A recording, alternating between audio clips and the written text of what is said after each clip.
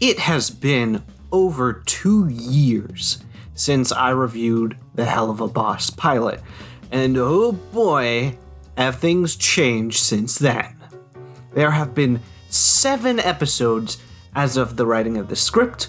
So far, Helluva Boss has not only fleshed out their characters, but also provided some insights as to why they are designed the way that they are. And, more importantly, the show has given us a far larger cast to work with. So, without further ado, let's revisit Helluva Boss. Let's start with a character that didn't change too much in my eyes. Millie. While she has a very solid design, she simply is not compelling of a character as the rest of the cast. Perhaps it's because she's marginally more well-adjusted than the rest of Imp, but there is just very little conflict or major depth to her. She is mainly there as Moxie's rock. She's able to pick him up when he's down and bail the boys out when they've gotten themselves into trouble. We do get to see her family in the Harvest Moon Festival, but that episode turns out to be a very Moxie-centric one. Sure, she does fight Stryker a bit in that episode, but really there isn't a single character that challenges her, save for maybe that cherub lady from episode 3. She really hated that one for some reason. Not sure why. She really needs an episode to give her the spotlight and really shine. Brutal! When I first saw Blitz, I knew that he had quite a bit of backstory to him. I also thought he was very entertaining with how he played off of Moxie. Yet as time went on, Spindlehorse kept on adding more and more to him until things really culminated with episode 6, where we really saw how his love life and failed career as an entertainer affected his self-image and how he interacts with Moxie because of it. Then episode 7 came around, showing us how all that factored into Blitz and Stolas' relationship, and just show it completely crash to a halt. Then on top of all of that drama, we get him looking through several pictures that hint at what happened in his past, ranging from his adoption of Luna, his relationship with Fizz and Verosica, then culminating with a family photo of him, his sister, and mother. Of course, animation theory channels were all over this revelation, as that last picture is the one to reduce Blitz to a sobbing fetal position. He's a very well fleshed out character, he's very entertaining. Again, his dynamic with Moxie is great. I'm glad that they fleshed that out in episode 6. Also, he has a crap ton of alternate outfits, one of which I'll be covering a bit later. The only thing that could really improve him at this point is just getting him to interact with more of the main cast like Millie or Luna. Oh, wait, we're going to get more of him and Luna. Okay, I'm down for that. Yeah. Super style. Moxie has improved to me in terms of his character design. At first, I thought the tuxedo was just him being all professional and snooty. In truth, he is a massive theater nerd.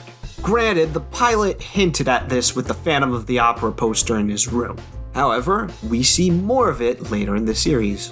In episode 3, he basically remarked that there is absolutely nothing wrong with theater and it's perfect. Yeah, a bit of bias there, Moxie. Little bit of bias. Yet that completely pales to his musical number in episode 6, where he is quote-unquote tripping balls. It is straight up more akin to a Disney animated sequence, or at least as the best that Spindlehorse could muster for a Disney animated sequence. And of course, Blitz is straight up dressed in the Phantom of the Opera getup. Clearly, he had aspirations for going into theater in his youth, but somehow he wound up as an assassin. As for the rest of his characterization, yeah, he is still the straight man to Blitz's wise guy, but it goes deeper than that. Blitz is the only other person who really saw potential in him. Aside from Millie, of course, she loves him. Moxie simultaneously wants to prove himself to Blitz, but also can't stand him since Blitz also feels insecure around Moxie, and as such, he stalks him and Millie and just completely is obnoxious to the poor kid. After all, Moxie has the one thing that Blitz doesn't: a very stable love life. Of course, Moxie has a lot of self-confidence issues. He's more of a soft-hearted nerd from the Wrath Ring, a place that values strength and stubbornness more than anything else. Millie most likely was attracted to him for those qualities that the rest of the ring would dismiss. Blitz likely also recognized Moxie for who he was, because on some level, Blitz related to the younger imp. Overall, he's certainly a lot more fleshed out than the other half of the M&Ms, and while he's good, again, I can't help but feel that his character arc stole the thunder of Millie a little bit. He's good, I like him, but really, this is an uneven couple here. Stylish. My overall opinion of Luna hasn't changed too much. She's still the grumpy goth adopted daughter of Blitz. She does primarily spend most of the first season as an extra, save for two notable exceptions. The first and most notable is Spring Broken, where she is starstruck by not only seeing Blitz's ex Veronica, but her guard hellhound Tex, who she has an instant crush on. Of course, Blitz notices her crutch and tries to pull her back because attachment issues.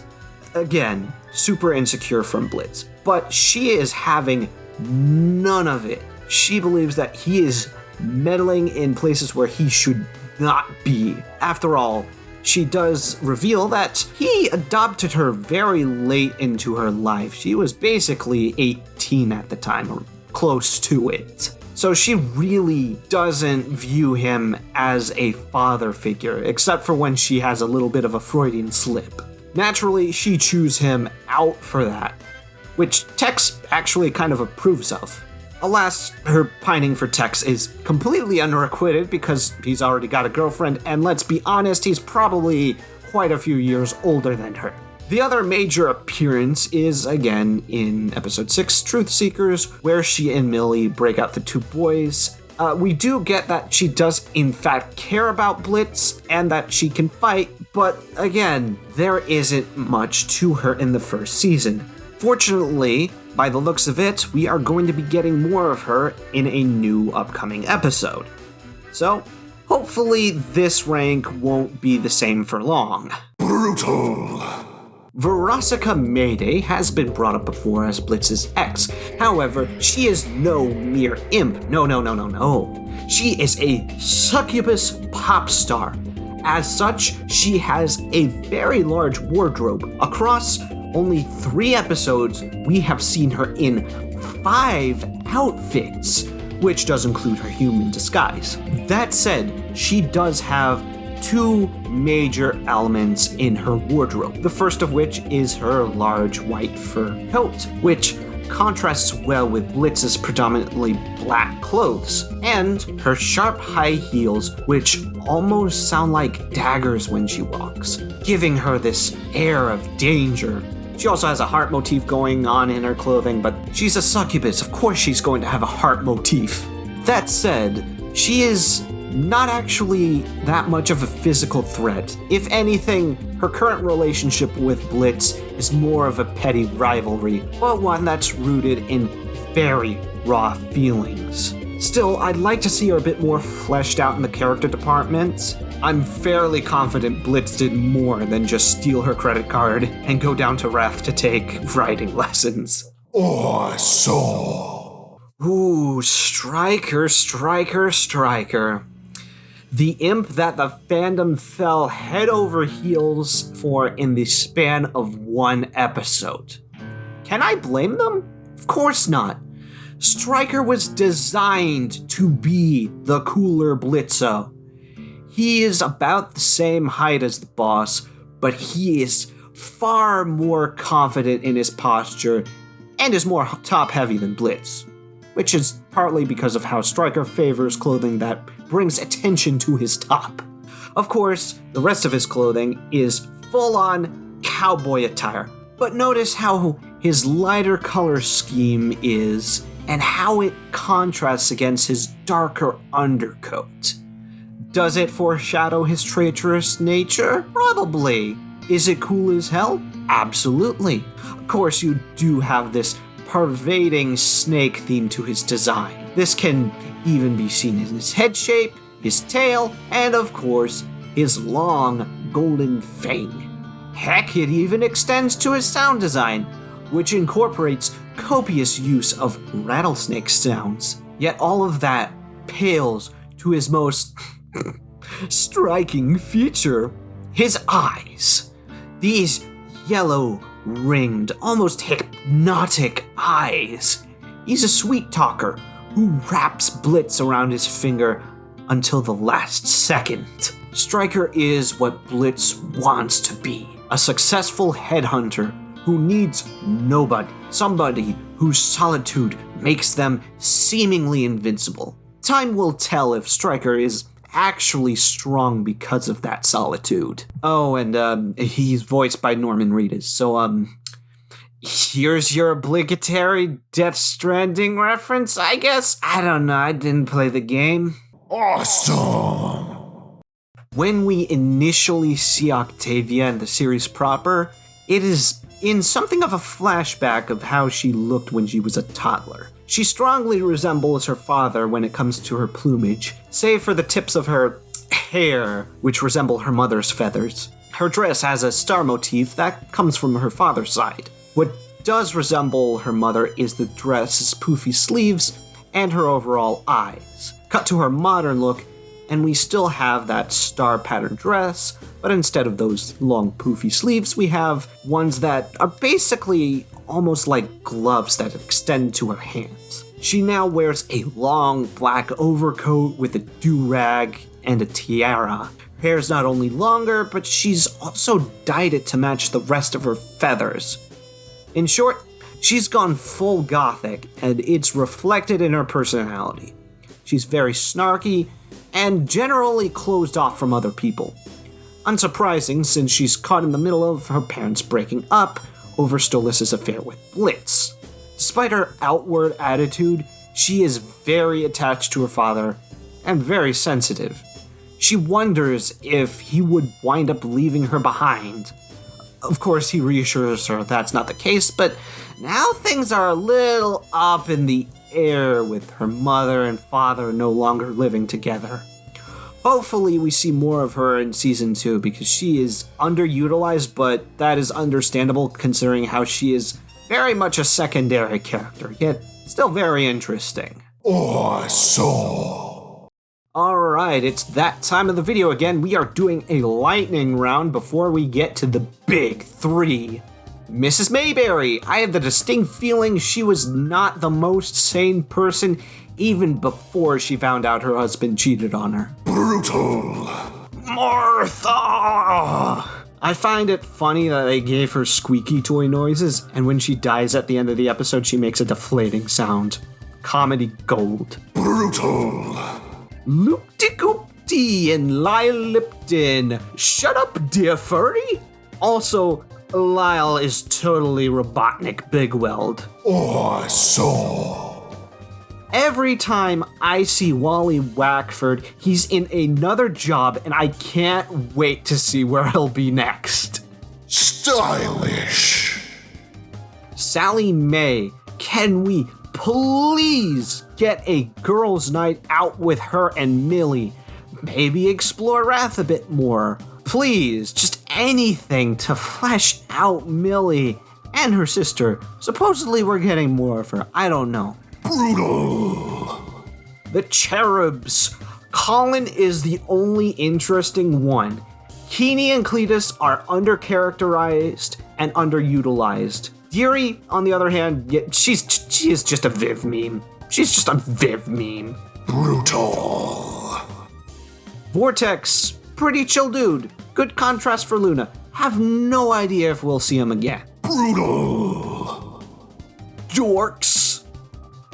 Dork. Crazy! Stella.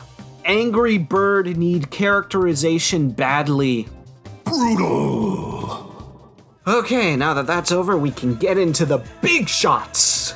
Okay, let's go over Fizzeroli, who is currently the most speculated about character next to Blitz, for good reason. You'll note that back when I first talked about Blitz in the pilot review, and how he resembled a jester, well, so does Fizz. Now, I'm not talking about his actual jester outfit that he's wearing in the present. No. I'm talking about his past appearance. Specifically, his young appearance. Because I believe this one picture summarizes how the two turned out. Look, you have Fizz in the white-faced clown getup, while Blitz is wearing a tramp clown outfit. Basically, in clown talk, this means that Fizz is the ringleader of the show, while Blitz is the butt of every joke. Of course, you also have that Mammon photo of them when they were teens, so they might have been a couple or something. Not entirely sure, wouldn't be surprised. Regardless, back to his modern design. Again, he's dressed like a combination of a white-faced clown and a jester. Given the fact that we see him perform for the ruler of the Lust Ring, it's pretty fitting. What's noticeable is that his jester horns have a decent amount of follow-through, suggesting that his horns have been either removed or filed down. Yeah, that's not the only part of him that seems to have been altered. His limbs have been replaced with extendable ones, which I thought was simply exclusive to the robotic copies of him that we saw in episode 2. Some have speculated that he's distancing himself from his background of being an imp, and this is how he managed to find success where Blitz failed to. Others have speculated on some accident that may have caused them to separate. Again, we're not sure. Probably we'll find that out in Season 2. Though I have the distinct feeling that's not all that's going to be touched upon in Season 2 with Fizzeroli. Super style. The ruler of the Lust Ring, Asmodius, also known as Ozzy, is very large and very much in charge. His visual design is crazy. He's got one big head with two smaller heads inside what looks like his hair. Then you have his massive tail feathers coupled with the two on top of his hat. Full body animation of him must have taken a while, likely requiring a pass just for secondary motion on him. Everything about him, from his body language, his snazzy suit, and the over-the-top heeled boots, screams this guy is the boss. Meanwhile, his chest fluff is barely contained by his suit, not unlike a certain Italian spider. You know, coincidence or not, this seems to be a visual shorthand for lusty characters. Seriously, it happened with Stolas, again, Angel Dust, and now this guy. Also, it is clear that he and Fizz have some sort of attachment to each other, likely mirroring Stolas and Blitz. All I can say is that I'm glad we'll be seeing him again soon, because James Iglehart was on fire playing him. Awesome.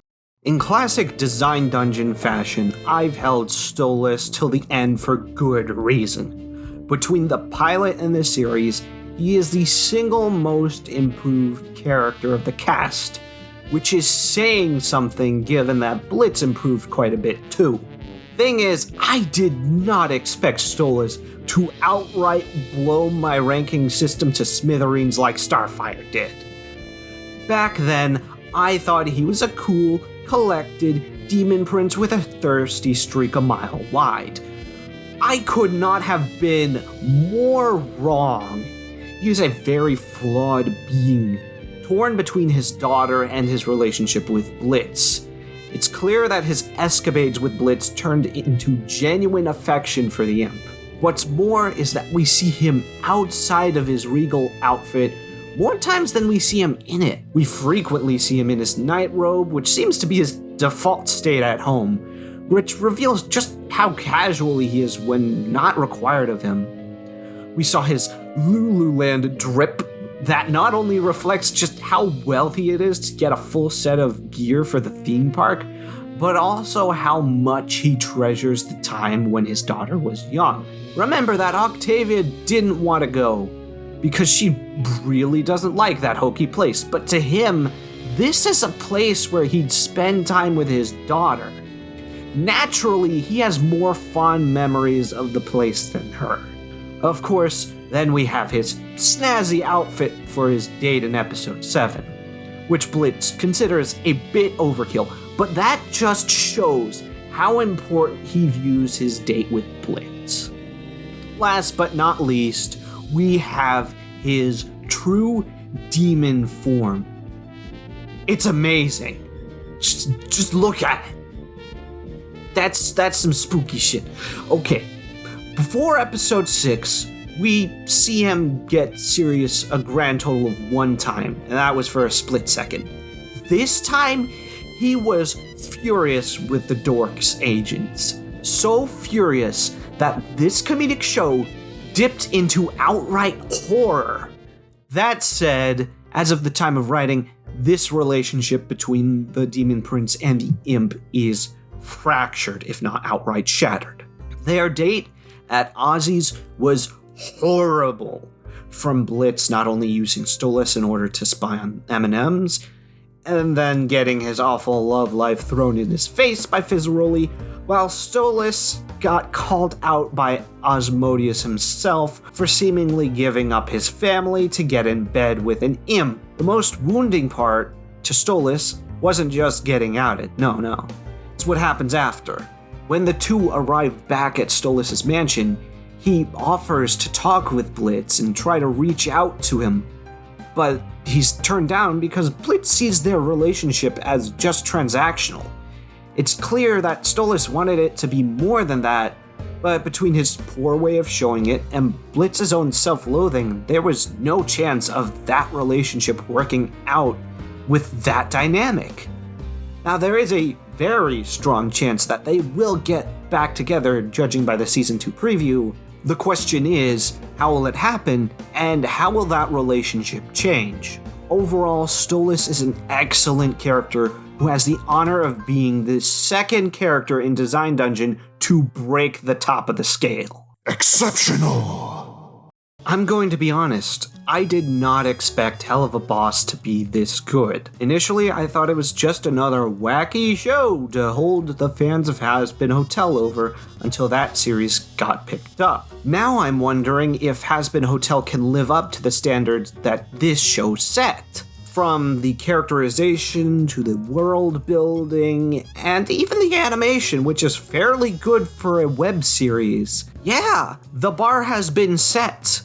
Let's see what can happen in the future, not just with Has-Been Hotel, but with Season 2 as well. Either way, 2022 is going to be very exciting for Has-Been and Helluva Boss fans.